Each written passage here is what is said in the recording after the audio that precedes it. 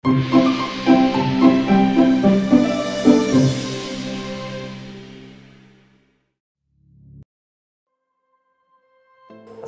warahmatullahi wabarakatuh. Alhamdulillah pagi hari ini kita berkesempatan untuk silaturahim ke pondok pesantren. Dan spesial karena kita mau silaturahim ke pondok pesantren Darul Ulum Kepudoko, Jombang. Bagaimana keseruannya?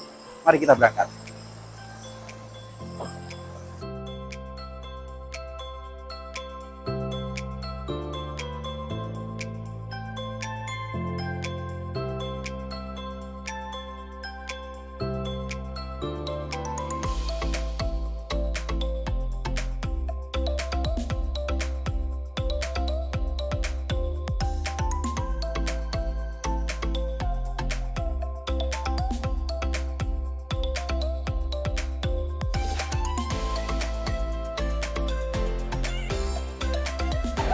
Alhamdulillah kita sudah sampai di pondok pesantren Darul Ulum Kepudoko, Jombang.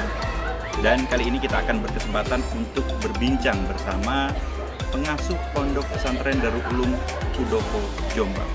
Yuk kita masuk.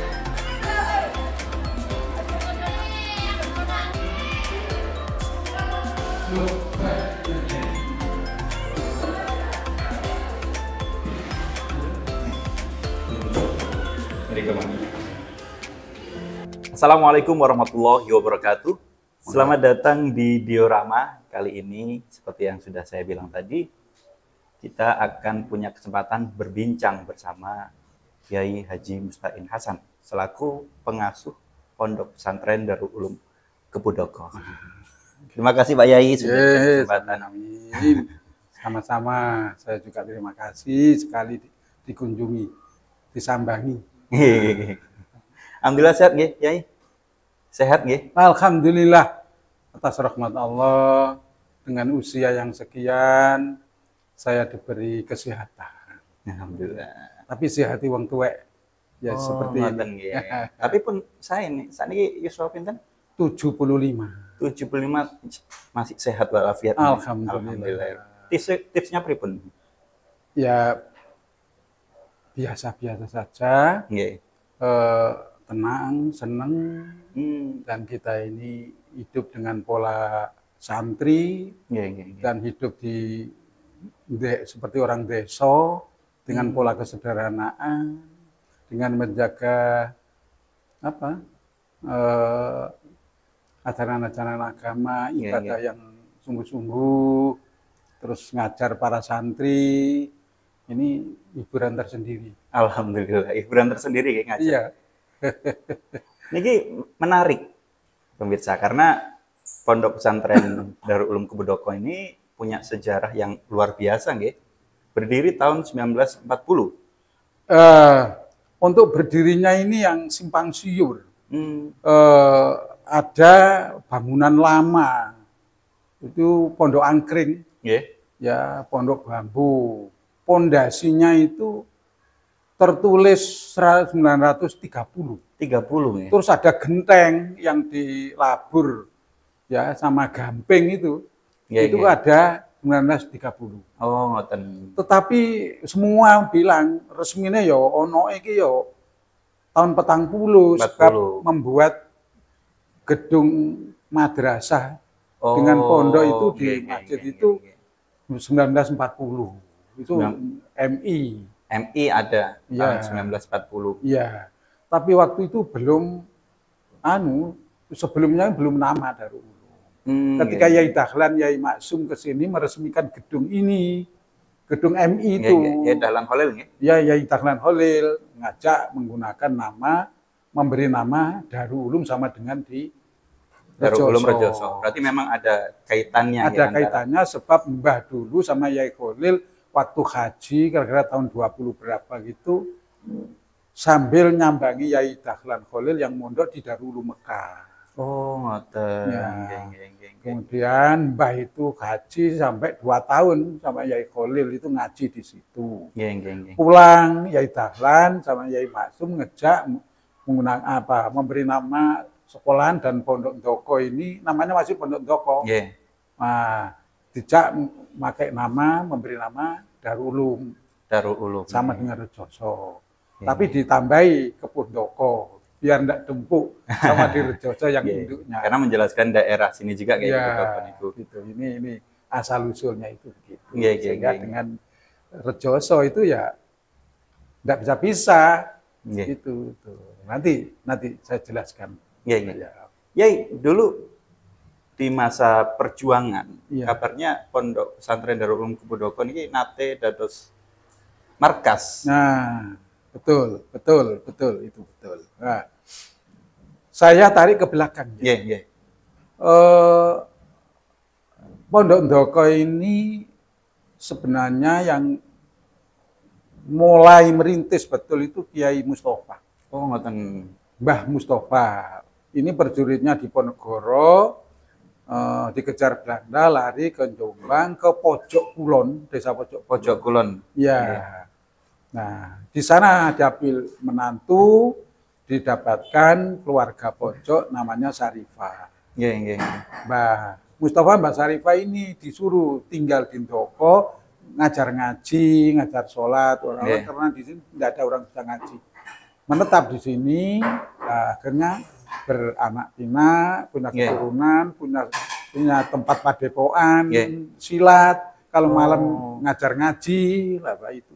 Akhirnya berkembang sampai sekarang ini, termasuk saya ini keturunan beliau. Lah ini catatan itu ada tulisan Arabego. Ada tulisan Arabego. Ada, memang gitu.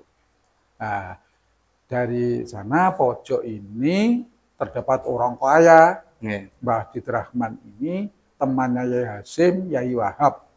Nah, Yai Hasim, Yai Wahab ini mendirikan Jam'iyah Nahdlatul Ulama, banyak ditunjang anggaran itu dari masyarakat, termasuk dari masyarakat pojok Mbah Did Rahman. Saking akrabnya Yai Hasim sama Yai Wahab, besanan sama Mbah Did Rahman. Yai Hasim, Mbah Karim ini didapatkan Budi Masturo. Saya manggil itu Budi. Nah, Yai Wahab, Kuning Wasifah ini dipertemukan dengan Mbak Gaji Abdullah, Pak Di Gaji Bulan. Orang-orang sini mengatakan. Keturunannya banyak, Gus Hayeng, Gus Cecep, dari Yai Wahab ini Pak Mahmud, Pak Uzi, itu keturunannya. Nah, Yai Wahab, Yai Hasim ini kalau ke pojok biasanya dengan Mbah Did Rahman ya bicara-bicara anggaran dan sebagainya.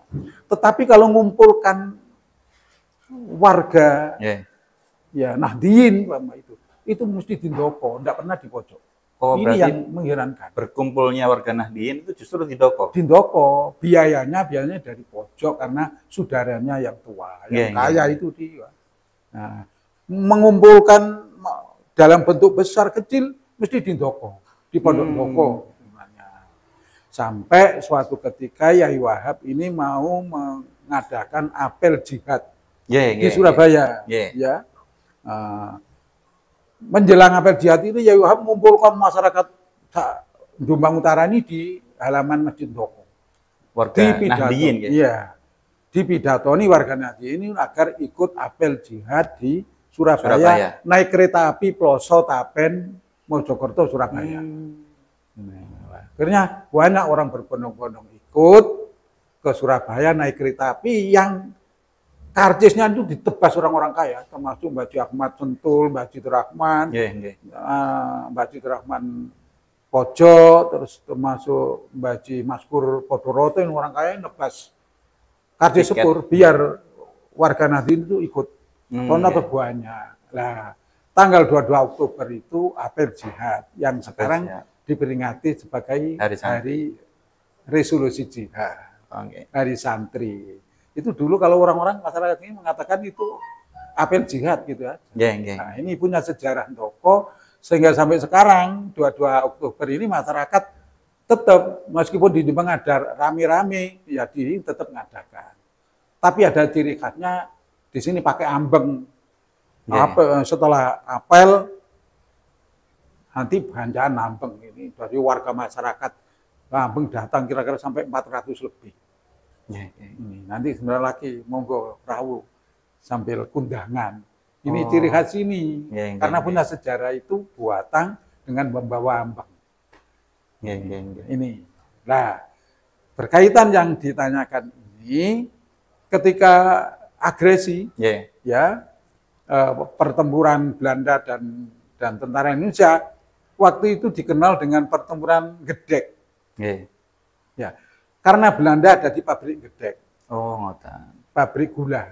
Pabrik gula Gedek. Ya, tentara Republik Tentara Indonesia ini ada di Pondok Ndoko. Di Pondok Ndoko. Ya, Batalion Munasir dan Batalion Mansur. Ya, ada 2 batalion, 3 sebenarnya, tapi yang satu tidak di Ndoko, di sebelahnya. Biar tidak ngumpul semuanya. Batalion Darmo Subondo. Ya. Batalion Munasir dan Mansur ini ada di sini sama di pojok. Gitu. Kadang-kadang yang makan di pojok, kadang-kadang ya makan di Ndoko sini. Nah, tempat markasnya itu di gedung SMP sekarang. Yang sekarang jadi SMP. Jadi SMP ini. SMP Darul Ulum Kepondoko.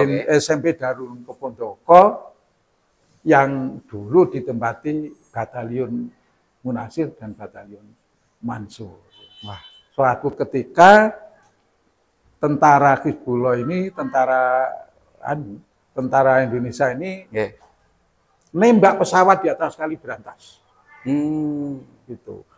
Nah, di sini ini ngumpul ada Kiai Yusuf Hasim, Kiai Wahab Tambak Beras, Kiai Aziz Bisri Denanyar, Kiai Kholik Tebu Ireng, kakaknya Kiai Yusuf Hasim, Kiai Bisri Khalil Rejoso, Kiai Ahmad Badawi, Kiai Musta'in Romli, apa itu ikut di sini ya. Ada Kiai Masduki Zen, Kiai Ridwan Zen, apa itu di sini markasnya. Sampai Kiai Yusuf Hasim ini istrinya diajak ke sini hamil, lahir di sini. Yang pertama, yang Mbak Ati atau siapa itu, yang kakaknya Gus Irfan. Itu lahir di pojok. Nah, ini sejarahnya.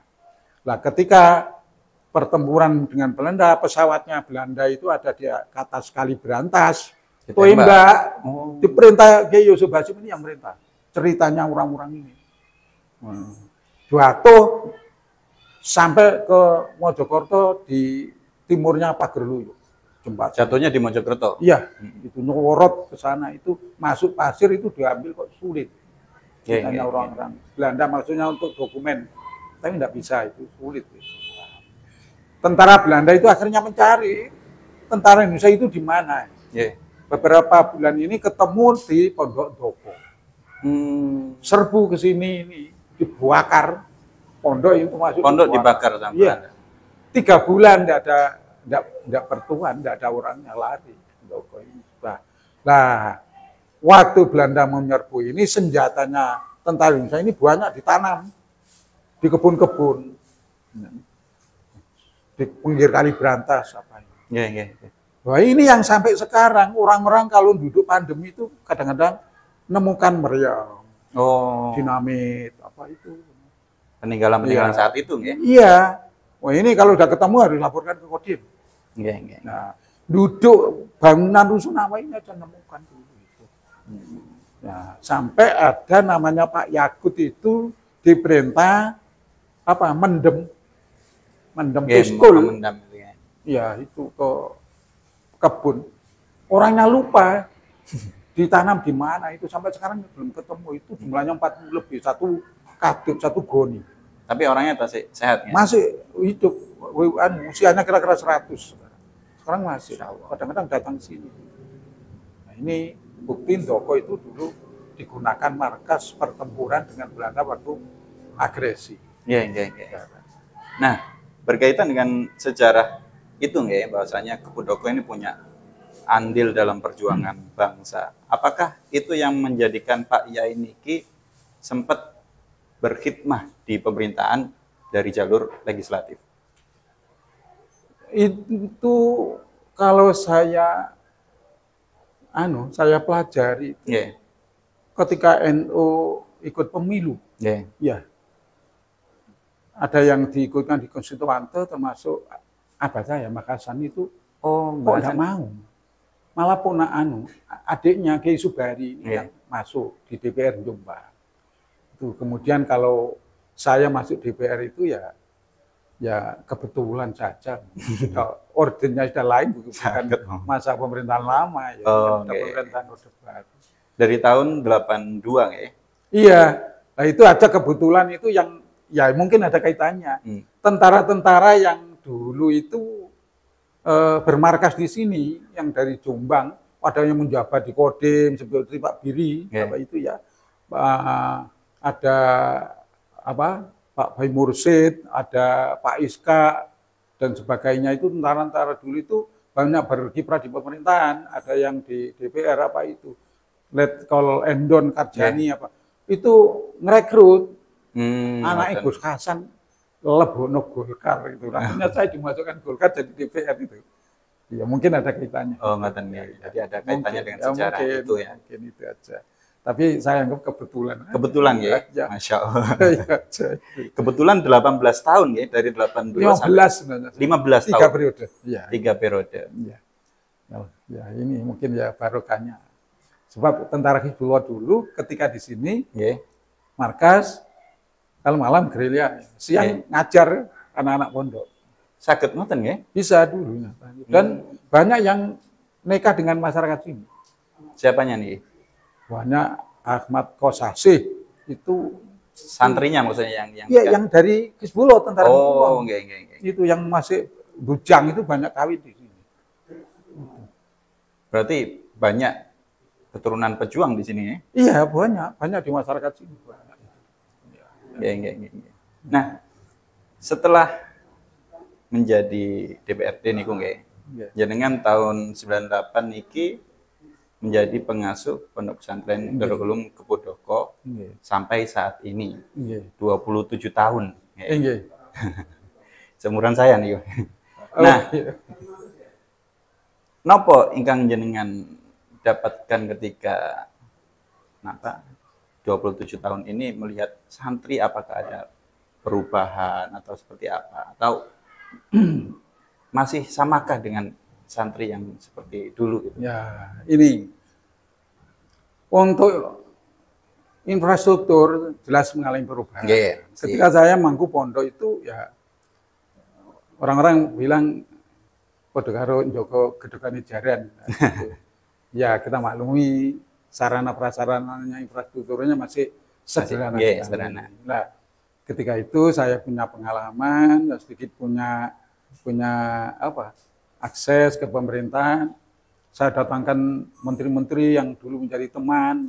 Jadi menteri saya datangkan, ngiras-ngirus supaya dapat bantuan. Alhamdulillah banyak yang hadir.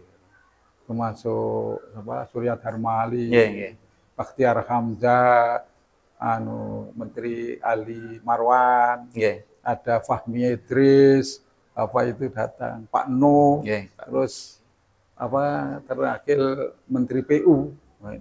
Ya, itu menteri-menteri itu saya datangkan, istilahnya itu ngirah-ngirus barangkali ada dapat bantuan. Alhamdulillah saya tiru ilmunya Kiai saya, Kiai Musain dan Kiai Asad Umar. Nah, saya diajari cara membangun, cara mencari dana itu.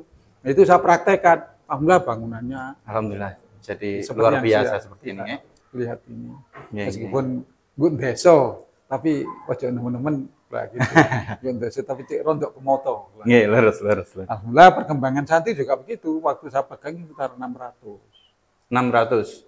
Tahun 98 itu 600 orang. Iya. Sekarang ya alhamdulillah 2000 lebih. 2000 lebih alhamdulillah. Ya, 2700-an. Kemarin kok yang ikut mid semester itu 2700. Iya. 40 berapa begitu.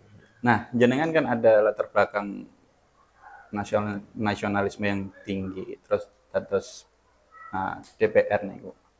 Apakah ada pengaruh dalam mendidik para santri? Jenengan pengen mendidik santri yang seperti apa idealnya? Ya itu, kiai saya dulu itu mendidik supaya jangan sampai meninggalkan ajaran-ajaran yang diajarkan oleh kiai-kiai dulu, ulama-ulama dulu. Tapi perkembangan sekarang jangan sampai ketinggalan.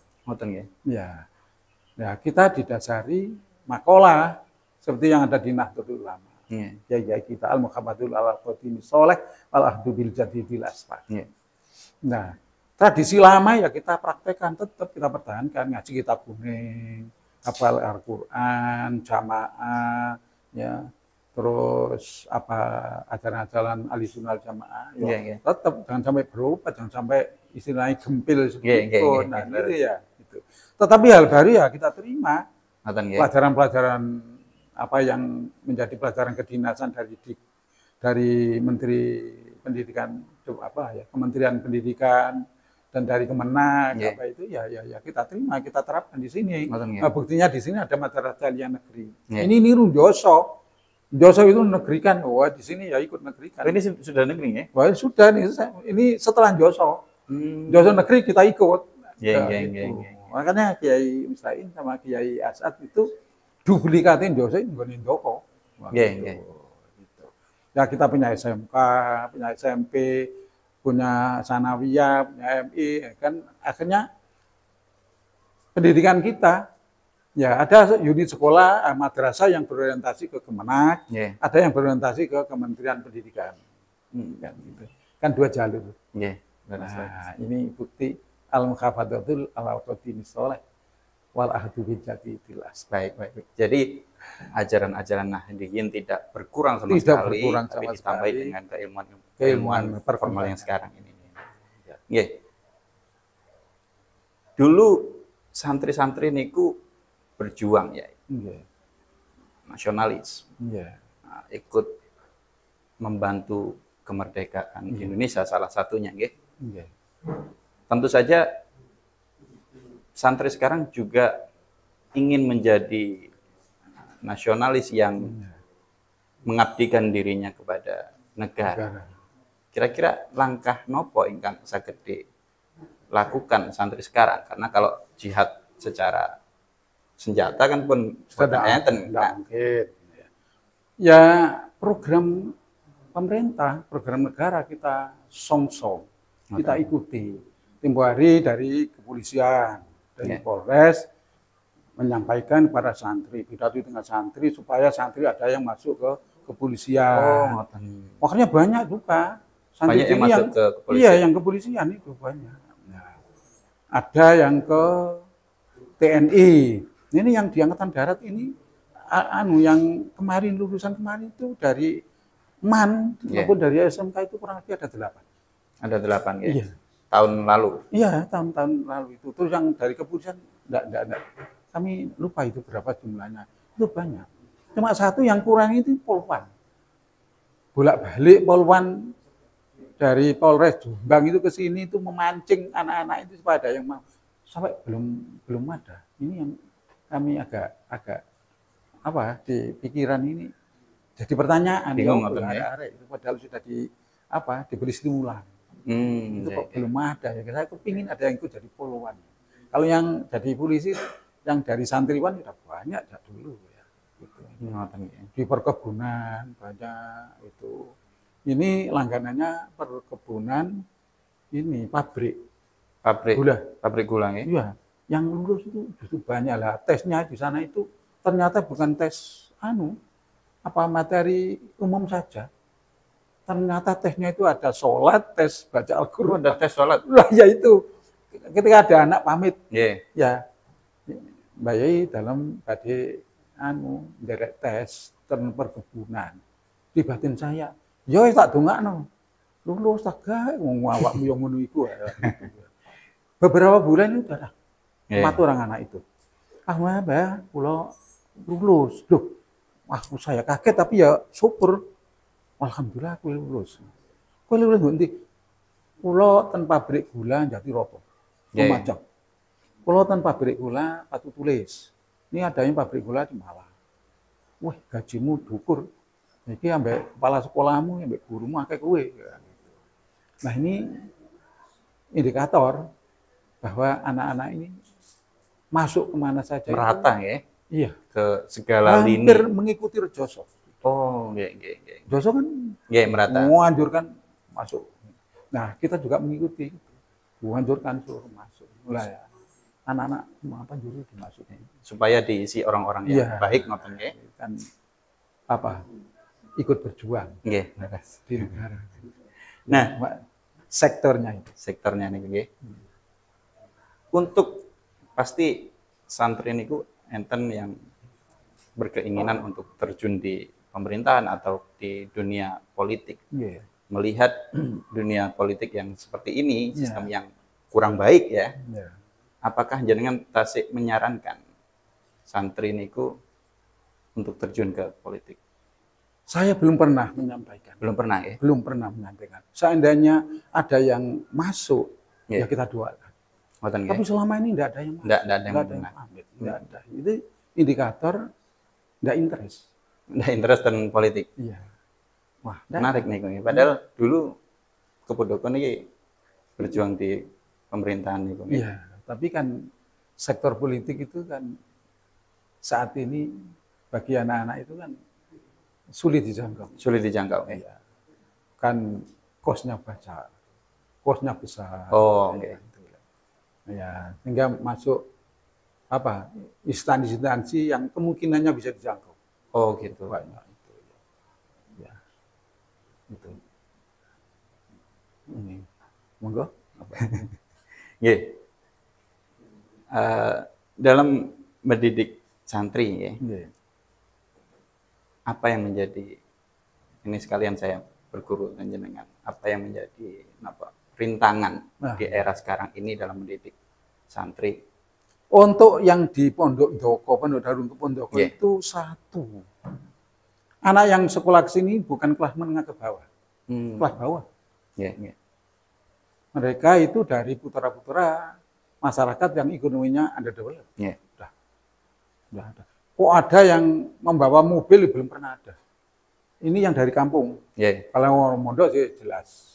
Ada di sini kita tidak tahu punya mobil atau tidak. Yang dari kampung bawa mobil itu atau dijemput mobil belum pernah ada. Sudah motor. Itu sudah motor komplit, ada apa itu spion apa agak bagus itu ya bisa dihitung.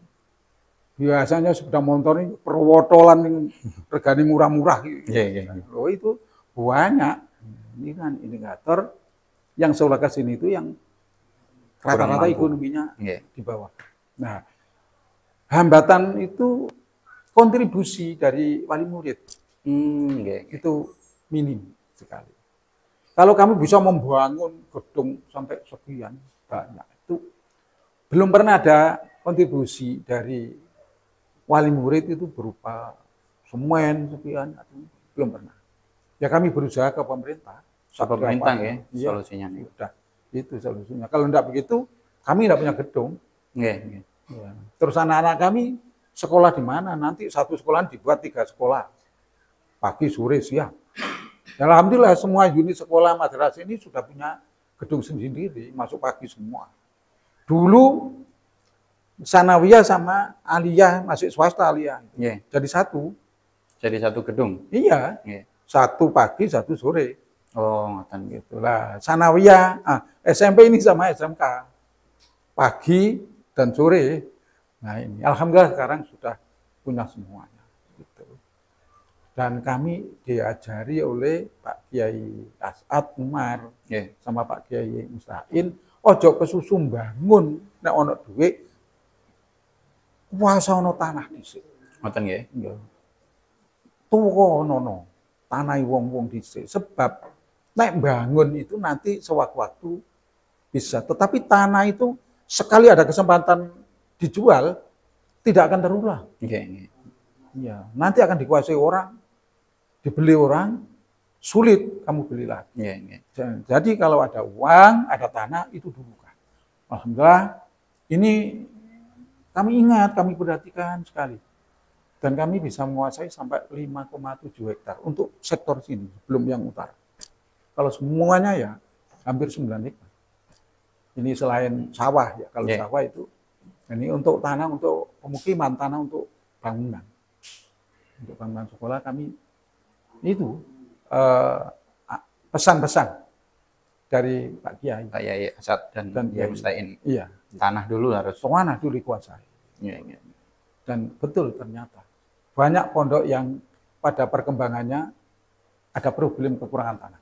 Tidak bisa menguasai. Kan iya kan? Ya. Nah, mudah-mudahan kita tidak sampai Amin. Dihadapi problem itu. Ya. Soal bangun ya nanti generasi sesudah saya kan bisa bangun, tetapi tanahnya sudah tersedia. Ya. Jadi itu ya, ada apa kurangnya kontribusi karena memang latar belakang ekonominya ya itu. Yang mondok, yang sekolah di sini bukan kelas menengah ke bawah, tapi kelas bawah. Kelas bawah. Lain dengan Rejoso, Kebuireng. Oh itu dikejar uang pondoknya. Kalau sini mengejar uang, itu kalau bisa didapat, kalau enggak kesandung-sandung batu. Baik Yai, ada pesan untuk santri, pesan apa yang ingin jenengan sampaikan kepada santri sekarang ini supaya santri itu jangan meninggalkan apa yang sudah diajarkan oleh ulama. Ya, itu. Pertahankan ajaran-ajaran Ahlussunnah wal Jamaah. Ajaran-ajaran Nahdliyin. Nah, sekarang ini banyak anak-anak dari warga Nahdliyin yang sekolah di umum. Nah iya, tetapi ajaran-ajaran Nahdliyin, ajaran Ahlussunnah wal Jamaah, ya, ajaran santri sedikit demi sedikit mulai terlupakan. Wah, ini harus kita kembalikan. Nah ini, kita menerima perkembangan teknologi dan ilmu pengetahuan. Kita terima dan kita mesti tidak ingin ketinggalan. Ya, tetapi ajaran agama tidak boleh ditinggalkan. Iya, apalagi yang diwariskan oleh kiai-kiai ulama-ulama kita. Ini yang jangan sampai dilupakan. Makanya anak-anak ini kita didik hari santri, kita didik 1 Muharram. Jangan kan dari Valentine, tahun baru Masehi dirame-ramekan. Kan salah letak. Salah letak. Nah ini 1 Muharram kita ramekan di sini sampai persami di sini. Malam harus tahajud, istighosah, kita tanamkan. Baik. Itu tadi pesan dari Yai Musta'in Hasan. Ya, ada satu yang kita ini hati-hati di sini. Kita dulu itu tahun 63. Ya, kita ini dikepung PKI di sini. Pernah terjadi clash dengan PKI. Sebab ketua Ansor di sini itu dibunuh PKI. Berganti Ansor Jombang kumpul di Pondokdopo, perang dengan PKI yang ada di samping, memang pusatnya di sana. Nah, rame itu sampai bisa membunuh ketuanya PKI. Nah, waktu itu rame sekali dan hampir jadi crash betulan, perang betulan. TNI Angkatan Darat datang dengan panser mau ada di Desa Ngumulan di tengah-tengah. Yang PKI yang di timur tidak boleh ke barat, yang Ansor yang di barat tidak boleh ke timur. Ini daerah demarkasi. Nah, ini daerah kita ini banyak anak keturunannya PKI. Ini yang kita rangkul, jangan sampai tersinggung, jangan sampai membicarakan masalah ini, jangan-jangan nanti kalau kita bicara sejarah clash PKI di sini, ya tersinggung anak keturunannya tidak mau sekolah di madrasah.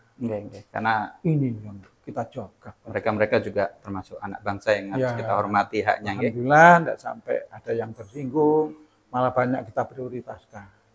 Anak-anak yang PKI itu kita ajari khutbah. Itu banyak yang bisa khutbah. Membalik dari apa yang dilakukan oleh nenek-neneknya, kakek-kakeknya. Terima kasih Yai, matur nuwun ingkang kathah. Sami-sami. Saya terima kasih atas rawuhnya Silaturahim dan nyambangi pondok yang di Nduweso. Nduweso nemen. Nah, itu tadi Sobat Nahdliyin, banyak pelajaran yang kita dapatkan dari Kiai Musta'in Hasan. Terima kasih atas perhatiannya. Jangan lupa like, comment, subscribe. Wassalamualaikum warahmatullahi wabarakatuh. Itu tadi kita sudah berjumpa dan berbincang bersama Kiai Haji Musta'in Hasan selaku pengasuh Pondok Pesantren Darul Ulum Kepudoko. Sampai jumpa di episode selanjutnya. Saya Himan pamit undur diri. Wassalamualaikum warahmatullahi wabarakatuh.